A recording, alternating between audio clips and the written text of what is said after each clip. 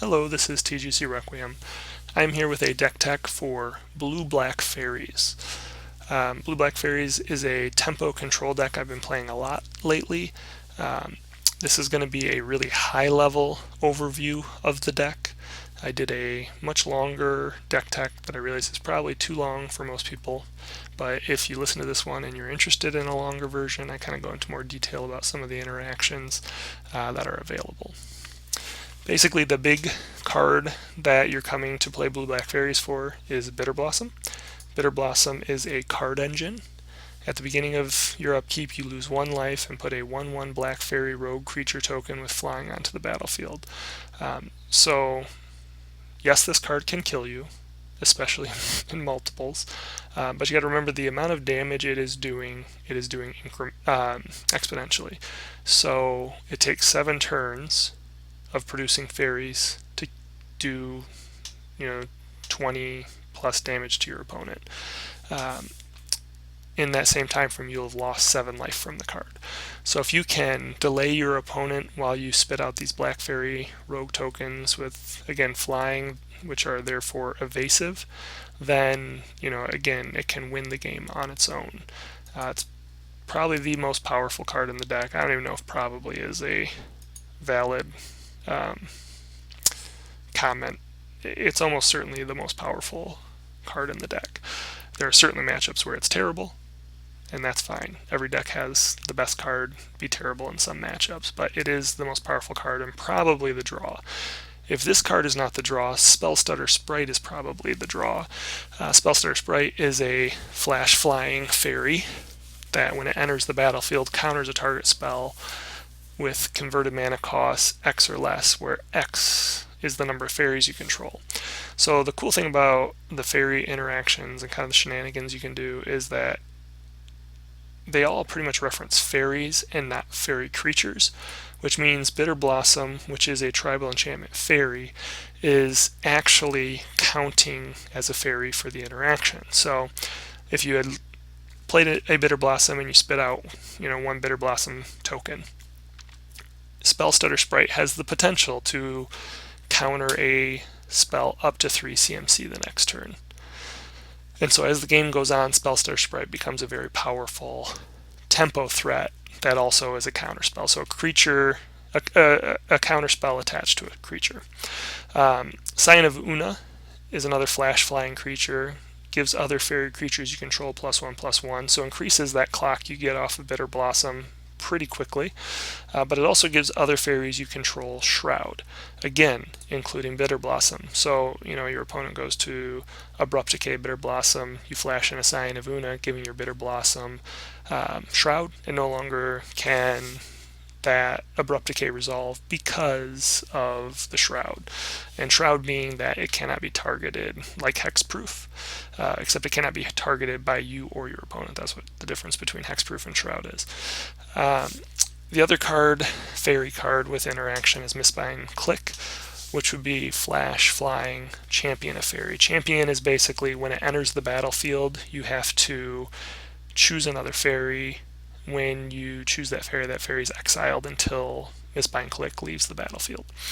And so if you were to put it in and no fairy is there to be championed when the champion trigger resolves, then you have to sacrifice Mistbind Click.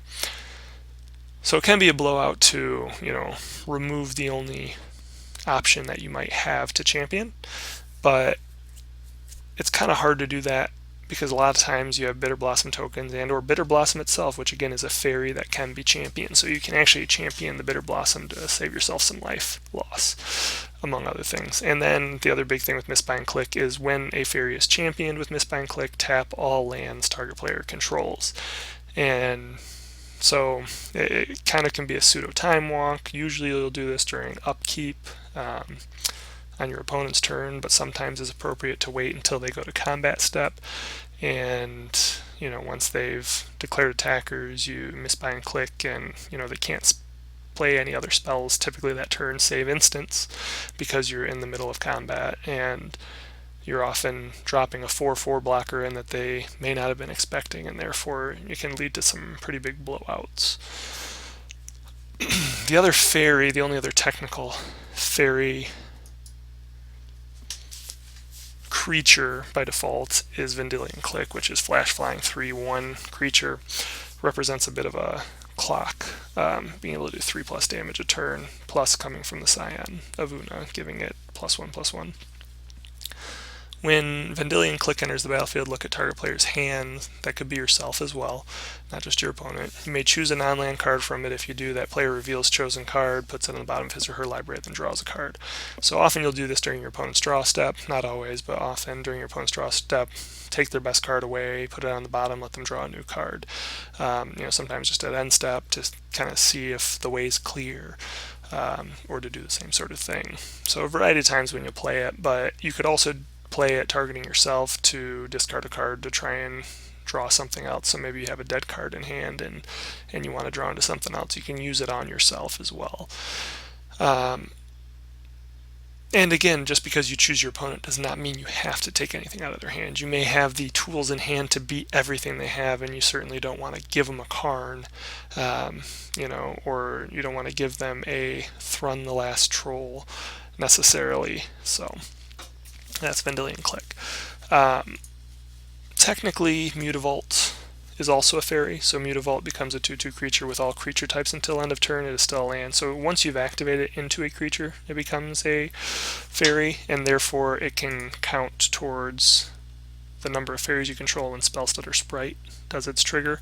It gets the +1/+1 bonus and Shroud from Scion of Una, again when it's a creature, and you can activate it as a creature to use on the Mistbind Click trigger. So essentially what you can do with Mistbind is when it enters the battlefield, the champion trigger goes on the stack, so you don't even have to have Mutavault on the battlefield at that time. Well, you do, but you don't have to have it be a creature. If your opponent chooses not to kill your Mistbind Click, or maybe they don't have the ability to kill your Mistbind Click, you activate your Mutavault, it becomes a creature. Technically they'll have a chance to kill Mutavault at that point, but ideally they won't.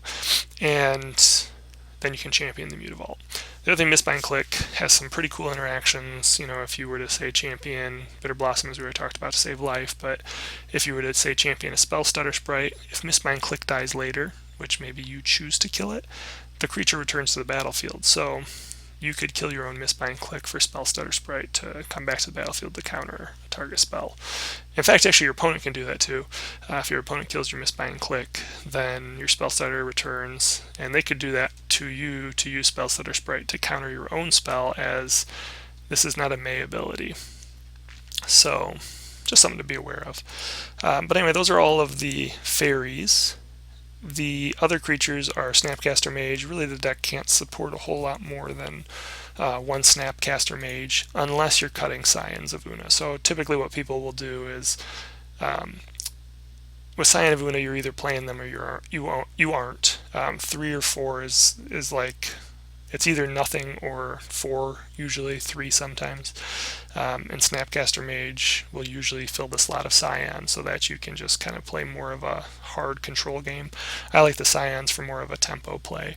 The other thing is Tasigur. Tasigur is really there for stabilizing in the mid-game and then to represent a bit of a card draw engine out of the graveyard, because Bitter Blossom is your only other true card engine, and so this is a way to give yourself interaction back. And so you can sometimes play them on turn 2 or 3, but that's not common, and even if you can, it may not be where you want to. Typically you want to get at least one interaction out of him. And his interaction is great because it also pairs up with the same mana you need to cast Mistbind Click or Cryptic Command, and so it can sometimes be tough for your opponent to determine what they think you're going to be doing. Now, the goal is essentially to delay the game long enough for you to kill your opponent. Obviously, erase them. But it's weird because you're doing it in a tempo sort of way. So essentially, you're trying to delay them long enough to kill them. It just happens that you tend to delay them more similarly to a standard control deck than you would a more aggro tempo deck. So again, it's more of a tempo control versus aggro tempo, and it's using basically some kill spells: Slaughter Pact, Disfigure, Smother, Dismember. And again, people run different stuff, but it's running more of these kill spells to handle threats along the way, and then using Inquisition of Kozilek, Thoughtseize as hand disruption to primarily stick your Bitter Blossom, know what's going on in their hand so that you can maximize your usage of your fairies, and some counter magic mana leak, Cryptic Commands. And Cryptic Command obviously offers a lot more value, but we'll talk about that more in a second.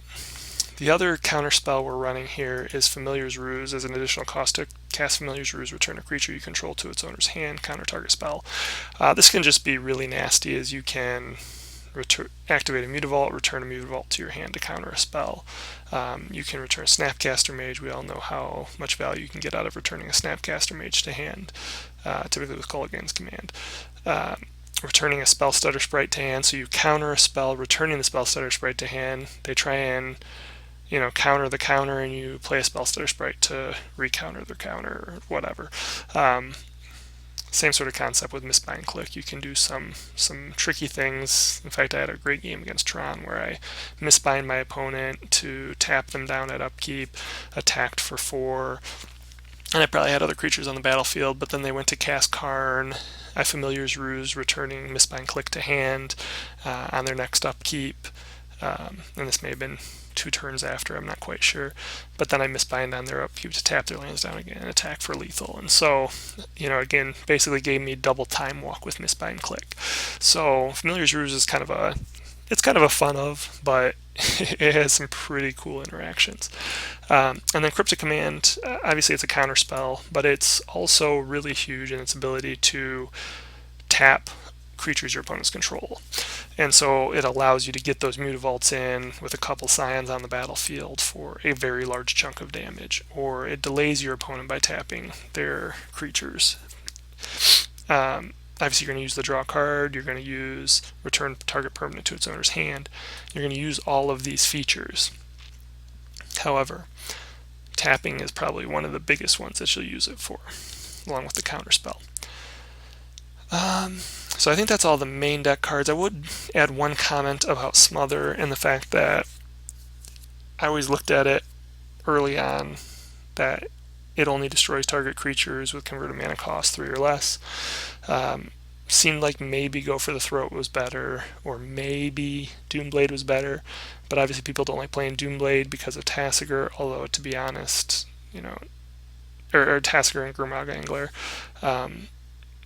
it's possible Doomblade's good enough to play without those, because a lot of decks you're playing against have still relevant threats. Go for the Throat's problem is that Go for the Throat doesn't hit artifacts, so it's bad against affinity. Smother, this deck struggles with aggro decks, and so Smother does a really good job against all those decks. There are some decks like Amulet Bloom where Smother is really bad, but in the vast majority of the matchups that you're playing, Smother is relevant. It can hit something, and typically it can hit the cards that are a problem child, your Wild Nacatls, etc. So that's why Smother is in the deck. It doesn't miss anything against those aggro decks you're struggling against, whereas Go for the Throat can't hit your...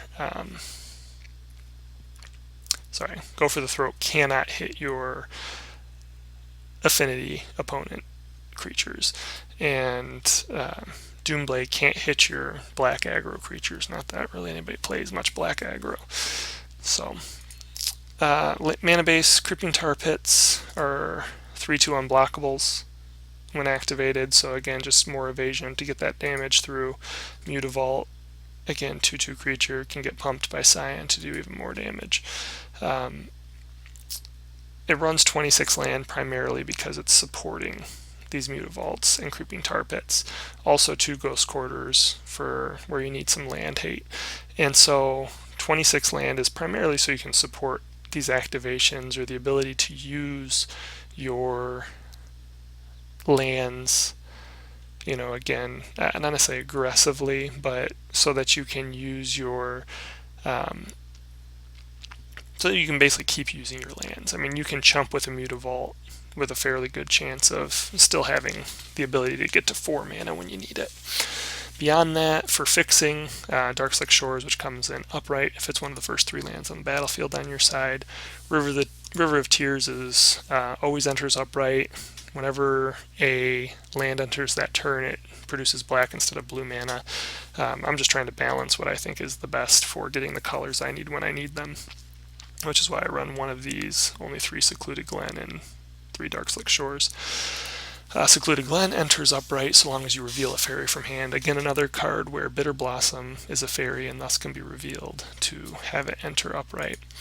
And then Polluted Delta for fetching for islands, swamps, and Watery Grave. And I don't think I need any more than 1 Watery Grave in this deck. So that's the mana base. That's the main deck. Again, really cool deck, really fun to play. It does have its weaknesses, though, primarily aggro. And so, the sideboard. With the sideboard, Disfigure, again, helps with aggro decks. Duress, for combo, control, burn. You can replace a Thoughtseize with it, etc. Go for the Throat. Anytime you need to kill a bigger creature that is not an artifact. Languish. These should really be Damnations. I just don't have them online. But Languish typically does what I need it because it's coming in more often against the aggro style decks. It would be better against Jund as well if they were Damnations, and I'd probably bring them in against Jund, but as it is not, I typically do not. But again, if you had Damnations, it'd be better in that spot. Again, just board sweepers. Counter Squall, countering non-target or target non-creature spells. So this gets your Planeswalkers against Tron, it gets your burn spells against burn. It just counters a lot of stuff, and it does that tempo 2 damage to your opponent at the same time. Ashiok, really against any sort of mid-rangey control deck. Or not mid-rangey control deck, mid-rangey creature deck rather. So you can bring Ashiok into to fight those by stealing their creatures. It's also really good against control because it's hard to remove once resolved, and it has the ability to exile all cards from opponents' hands and graveyards as its ultimate. So again, you can kind of put yourself way ahead if you can stick this and just keep up ticking against your opponent. Spellskite, good blocker, and it can redirect spells, or redirect anything that's targeting another creature. And more commonly, this is going to help against Bogles, and it's going to help against Infect. It's going to help against Twin to some extent. It also just helps as a chump blocker. I would actually probably play Engineered Explosives number 2 in place of the Spellskite, but I only have 1 online. So jumping on Engineered Explosives is great for like those decks that you just struggle against with a really low curve creature heavy. So it's kind of like another board sweeper that pairs with your Languish, primarily Naya, those aggro decks that run like 16 plus 1-drop creatures. Really good against those.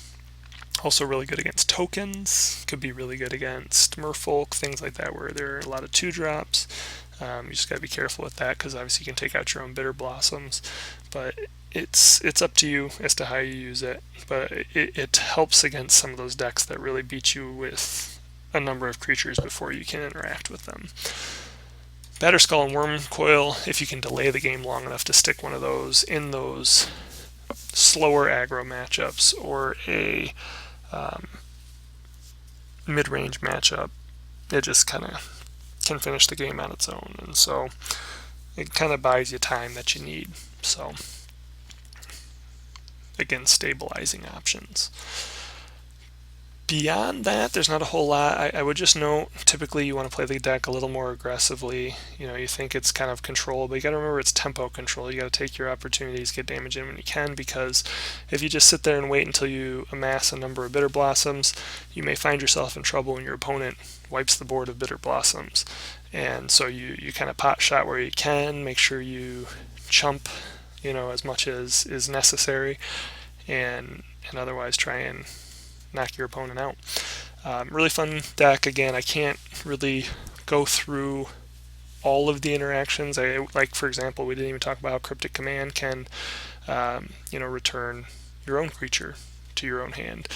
So you could return a Mistbind Click to your hand that way. There's just a lot of interactions that can be really sneaky and tricky, and I don't even know that I know them all yet, but I'm sure having a fun time learning. So hopefully you enjoy the deck tech, and if you want to watch some videos, hopefully you'll get to see some of the cool interactions that I've been talking about.